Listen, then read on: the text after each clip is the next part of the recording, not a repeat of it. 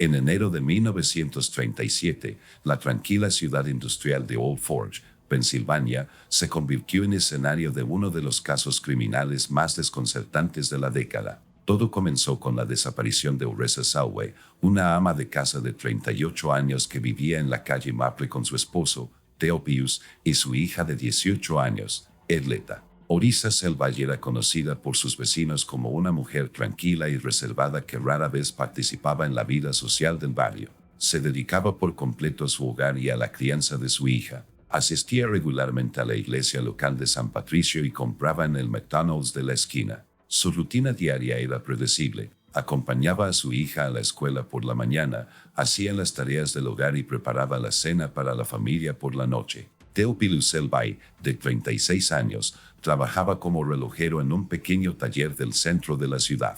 Sus compañeros lo describían como un trabajador competente que se había vuelto más retraído y despistado en los últimos años. A menudo llegaba tarde al trabajo y prefería sentarse solo durante las pausas del almuerzo, evitando conversar con otros trabajadores. El dueño del taller, Joseph Coleman, señaló que la calidad del trabajo de Theo Pius seguía siendo alta, pero su comportamiento era inquietante. Edleta Salway cursaba el último año de secundaria en una escuela local. Sus profesores la describían como una niña tranquila y retraída, con calificaciones promedio. No participaba en las actividades escolares ni mantenía relaciones amistosas con sus compañeros. La única persona con la que se comunicaba abiertamente era su padre. La consejera escolar, la señora Patricia Henderson, recordó posteriormente que Edleta solía referirse a su padre como la única persona que la comprendía. Orissa Salway fue vista con vida por última vez el 15 de enero de 1937.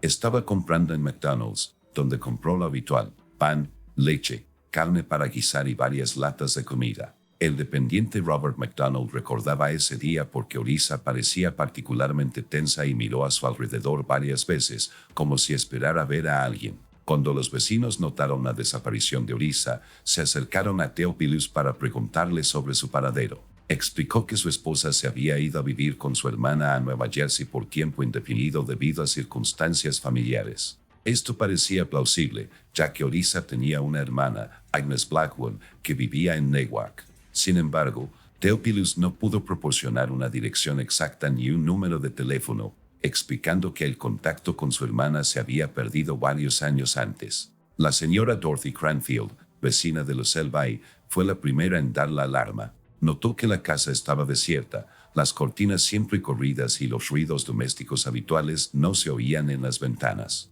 Además, ya no veía a Orissa en la iglesia, algo bastante inusual para una mujer religiosa. Cuando la señora Cranfield intentó interrogar a Edleta sobre su madre, la niña respondió con evasivas y se marchó rápidamente. En febrero de 1937, el comportamiento de los Salway comenzó a generar cada vez más interrogantes entre los residentes de Maple Street.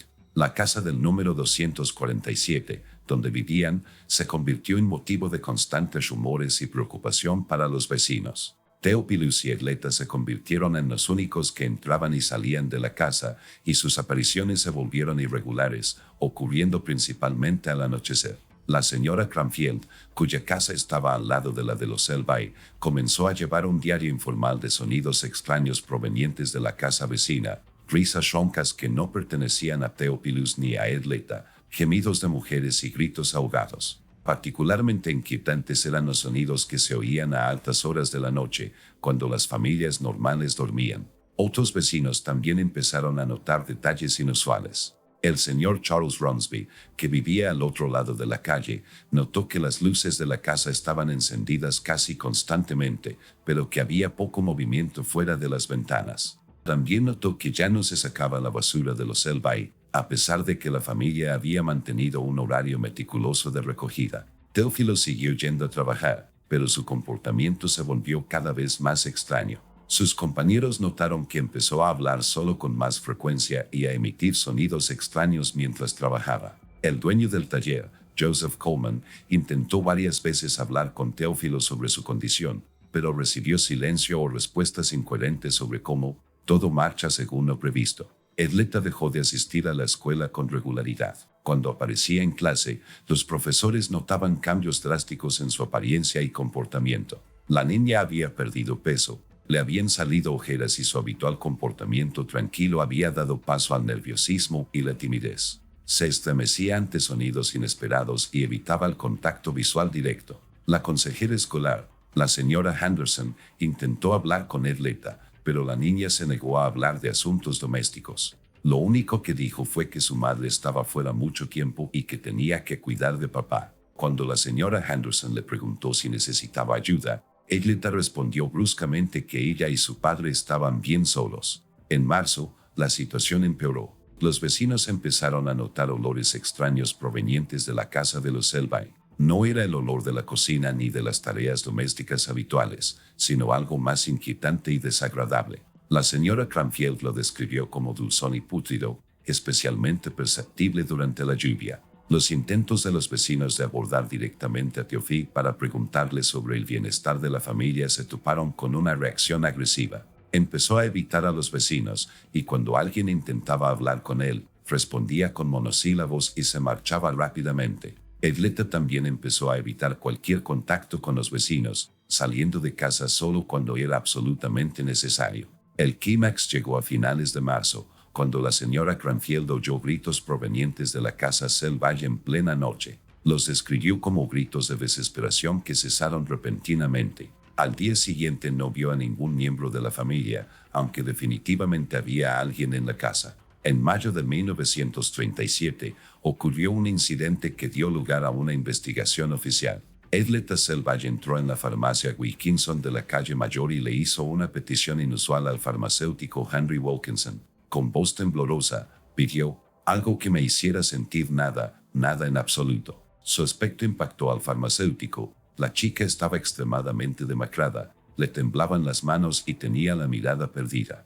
Henry Wilkinson, con 30 años de experiencia como farmacéutico, se dio cuenta de inmediato de que se trataba de una persona en profunda angustia. Intentó interrogar a Edleta sobre su estado, pero la niña solo repitió su petición de medicamentos. Cuando Wilkinson le sugirió que viera a un médico, ella negó con la cabeza con miedo y dijo: «Papá no me deja tener a nadie en casa». El farmacéutico se negó a vender ninguno de los fuertes medicamentos sin receta, por lo que Edleta rompió a llorar repentinamente. Entre lágrimas, pronunció varias frases que Wilkinson luego relató con precisión a la policía. «No aguanto más. Mamá no va a volver.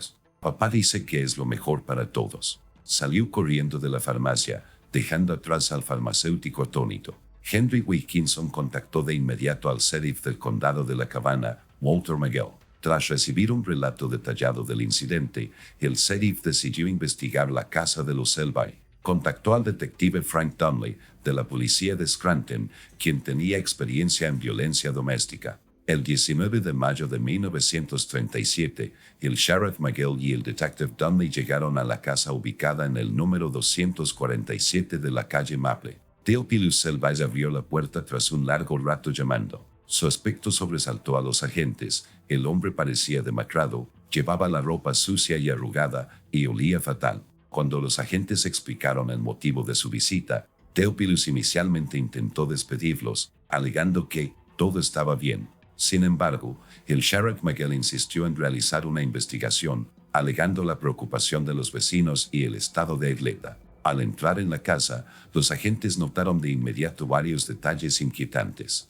La casa estaba desordenada, con muebles movidos y algunas puertas tapiadas. Había extrañas marcas de tiza en el suelo, formando símbolos incomprensibles. El detective Donnelly encontró un fajo de cartas sobre la mesa de la cocina. Estaban escritas a mano por Théophile y dirigidas a Edleta. El contenido era sumamente perturbador. El padre se refería a su hija como la única fuente de luz y un escape de la oscuridad. En una de ellas, escribió: «No podemos permitir que nadie arruine nuestro vínculo especial». Mamá no lo entendía, pero ahora nadie interferirá. Edleta fue encontrada en su habitación en un estado de completa apatía. No respondió a las preguntas de los oficiales y se limitó a repetir: «Papá sabe lo que hace». Su estado físico era crítico: agotamiento extremo, signos de privación de sueño y agotamiento emocional. El descubrimiento más inquietante aguardaba a los agentes en el sótano de la casa. Allí encontraron un cofre de madera, cuidadosamente envuelto en mantas viejas y cerrado con llave.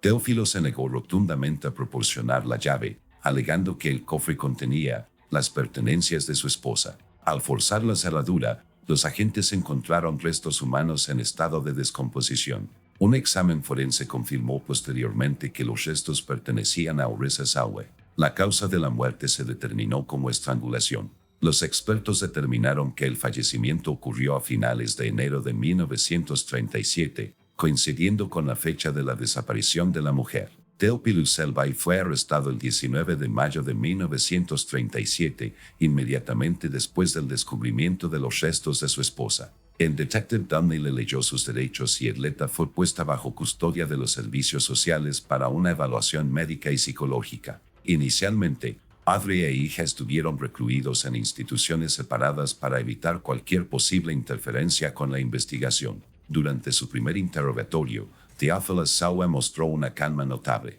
No negó la muerte de su esposa, pero afirmó que fue un accidente. Según él, la noche del 15 de enero, hubo un serio conflicto entre él y Orissa por la crianza de su hija. Theophilus afirmó que su esposa no comprendía las necesidades especiales de Edleta e intentó destruir su estrecha relación. El detective Dunley, con amplia experiencia en este tipo de casos, señaló que Theophilus habló de la muerte de su esposa sin mostrar ninguna emoción. Además, recalcó repetidamente que tras la muerte de Orissa, la casa se tranquilizó y que pudo concentrarse por completo en el bienestar de su hija. Esta actitud ante el incidente despertó serias sospechas entre los investigadores. Paralelamente al interrogatorio de Theophilus, los investigadores intensificaron la búsqueda de pruebas adicionales. Un registro de la casa en Maple Street reveló detalles ocultos del crimen. Se encontró un diario en el dormitorio de Theophilus, en el que había anotado sus pensamientos sobre su esposa e hija durante varios meses. Las entradas contenían planes detallados para aislar a Edleta del mundo exterior y maneras de eliminar obstáculos para lograr este objetivo. Los vecinos entrevistados por el detective Dunley aportaron pruebas importantes sobre el comportamiento de la familia tras la desaparición de Orissa. La señora Cranfield describió ruidos extraños provenientes de la casa por la noche, incluyendo conversaciones y llantos prolongados. El señor Rumsby confirmó haber visto a Theophilus sacando sacos pesados de la casa a mediados de febrero, coincidiendo con el periodo del encubrimiento. Edleta permaneció internada en el hospital del condado bajo el cuidado de médicos y trabajadores sociales. La doctora Margaret Stone, psiquiatra que la examinó, observó un profundo trauma psicológico y signos de abuso emocional prolongado. Edleta apenas podía hablar de lo sucedido, pero poco a poco empezó a hablar de la vida en la casa tras la desaparición de su madre. El testimonio de Edleta reveló que, tras la muerte de Orissa, su padre comenzó a mostrar un comportamiento extremadamente inapropiado.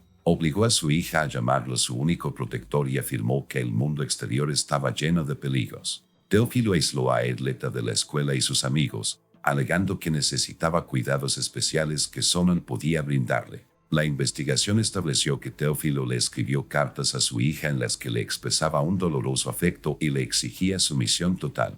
En una de ellas, escribió: «Eres mi única alegría en este mundo. Mamá quería alejarte de mí, pero ahora nadie puede separarnos». Estas cartas se convirtieron en pruebas clave del caso. Los peritos forenses encontraron evidencia de labores de limpieza en la casa. Se encontraron residuos de lejía y manchas de sangre en el sótano, donde Theophilus había intentado lavarlas. El análisis de las fibras de tela halladas en varias partes de la casa confirmó que el cuerpo de Orissa había sido movido varias veces antes de ser colocado en el cofre. La investigación también reveló que Theophilus había planeado el asesinato de su esposa con antelación. Sus notas, halladas en la casa, contenían planes detallados sobre cómo eliminar el obstáculo en su relación con su hija. Consideró varias maneras de deshacerse de su esposa y finalmente eligió la estrangulación como el método más discreto. El examen forense confirmó que Orissa Saue murió por asfixia mecánica. Su cuerpo presentaba signos de forcejeo, lo que desmintió la versión de Theophilus de que se trató de un accidente. Los expertos determinaron que el asesinato se cometió con especial crueldad y premeditación. Durante una segunda entrevista con el detective Dunley, en presencia del fiscal de distrito James Patterson, Theophilus cambió su versión de los hechos. Admitió haber asesinado intencionalmente a su esposa, pero afirmó que lo había hecho para proteger a su hija. Dijo que Orissa había planeado separarlo de Edleta e incluso había amenazado con denunciarlo. La parte más impactante de la confesión de Teófilo fue su afirmación de no tener ningún remordimiento por lo que había hecho. Dijo: protegí a mi hija de un hombre que no entendía nuestro vínculo. Hice lo que cualquier padre cariñoso haría. Estas palabras fueron grabadas por un taquígrafo y posteriormente utilizadas en el tribunal. El juicio de Theophilus Sauer comenzó el 15 de septiembre de 1937 en el juzgado del condado de La Cabana. El caso atrajo considerable atención del público y la prensa. El juez Robert Harrington, quien presidió el juicio, se vio obligado a limitar el número de espectadores en la sala y a proporcionar seguridad adicional. La fiscalía estuvo representada por el fiscal de distrito James Patterson, reconocido como uno de los fiscales más competentes del estado. Theophilus fue defendido por el abogado William Connors, quien se hizo cargo del caso por orden judicial. Connors planeó argumentar locura, pero un examen psiquiátrico forense determinó que Theophilus estaba de acuerdo. El doctor Charles Baxter, psiquiatra jefe del estado que realizó el examen, informó al tribunal que Theophilus Sauer sufría graves trastornos de personalidad, pero era capaz de comprender y dirigir sus acciones. El perito observó profundos trastornos emocionales y un apego patológico a su hija, pero recalcó que el acusado comprendía la criminalidad de sus actos. El fiscal Patterson presentó un vasto cúmulo de pruebas ante el tribunal, incluyendo declaraciones de testigos, cartas de Teófilo, pruebas forenses y grabaciones de sus confesiones. Se prestó especial atención a las cartas que Teófilo escribió a su hija tras el asesinato de su esposa. El contenido de estas cartas conmocionó al jurado y a los espectadores en la sala. El testigo clave de la fiscalía fue el detective Frank Dunley, quien ofreció un relato detallado de la investigación y del comportamiento de Theophilus durante el interrogatorio. Enfatizó que el acusado no mostró ningún remordimiento y afirmó repetidamente que hizo lo correcto. Esta actitud hacia el delito que había cometido causó una fuerte impresión en el jurado. Edleta Selvey no testificó ante el tribunal debido a su estado mental. La doctora Margaret Stone emitió un dictamen médico que determinó que la niña se encontraba en un estado de trauma psicológico grave y no era apta para participar en el juicio. Sin embargo, su declaración escrita, entregada a los investigadores, fue leída en el tribunal. El abogado defensor Connors intentó presentar a Teófilo como un padre amoroso que actuaba movido por una genuina preocupación por su hija. Argumentó que el acusado se dejaba engañar por sus propios problemas mentales y no podía evaluar adecuadamente la situación. Sin embargo, esta defensa no encontró apoyo entre el jurado. Durante su comparecencia ante el tribunal, Teófilo insistió en que tenía razón. Dijo: estaba protegiendo a mi hija de un hombre que no entendía nuestro vínculo especial. No obligué a nadie. Simplemente éramos más cercanos de lo que la mayoría de la gente podría imaginar. Estas palabras causaron indignación en la sala y dieron lugar a medidas de seguridad adicionales. La prensa evitó el juicio, con titulares como "El padre asesino" y "Tragedia en la calle Maple". La opinión pública fue unánime en contra de Teófilo, y las calles frente al juzgado se llenaron de gente que exigía el máximo castigo. El jurado deliberó durante 3 horas y emitió un veredicto de culpable por el cargo de asesinato en primer grado. El juez Harrington condenó a Theophilus Sauer a cadena perpetua sin posibilidad de libertad condicional. Al leerse el veredicto, el acusado no mostró ninguna emoción y se limitó a decir: hice lo que tenía que hacer. Theophilus Selvey fue enviado a la Penitenciaría Estatal de Pensilvania, donde murió de un ataque cardíaco en 1954. Edleta Selvey pasó varios años en una institución mental y luego se mudó a otro estado, donde recibió un nuevo nombre e intentó comenzar una nueva vida. El caso Selvey se convirtió en uno de los crímenes más notorios en la historia del condado de La Cabana y aún es estudiado por expertos como un ejemplo de violencia doméstica y trastornos psicológicos. La casa, ubicada en el número 247 de la calle Maple, fue demolida en 1940 y en su lugar se construyó un pequeño parque dedicado a Orissa Sauer.